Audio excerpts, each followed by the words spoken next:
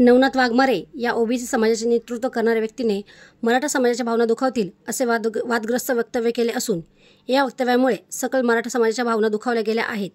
त्यामुळे येवला पोलिसांनी त्यांच्यावर गुन्हा दाखल करावा अशी मागणी सकल मराठा समाजाच्या वतीने करण्यात येईल।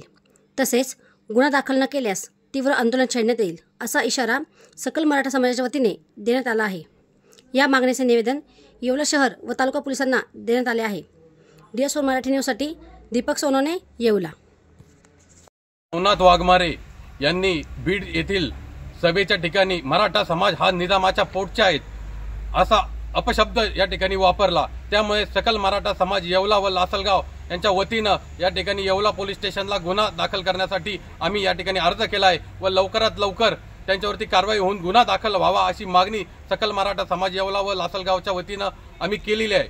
मुळात मराठा समाज हा शांतताप्रिय समाज आहे आणि या समाजावरती इतर समाजाच्या कोणी एखाद्या व्यक्तीने किंवा गृहस्थाने अशी टिप्पणी करून सामाजिक सलोखा बिघडवण्याचं काम या ठिकाणी करू नये अशी आम्ही या ठिकाणी मागणी करतो।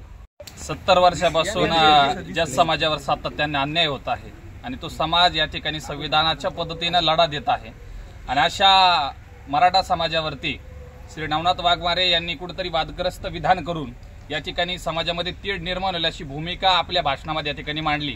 कुठेतरी मराठा समाज निजामाची अवलाद आहे। खऱ्या अर्थानं नवनाथ वाघमारे यांनी मराठ्यांचा अभ्यास केला पाहिजे की ज्या वेळेस खऱ्या अर्थाने या राष्ट्रावर या देशावर संकट आलेले आहेत त्यावेळेस मराठा समाज खऱ्या अर्थानं त्या संकटाला लढा देण्यासाठी किंवा न्याय देण्यासाठी पुढे ताकदीने उभा राहिलेला आहे।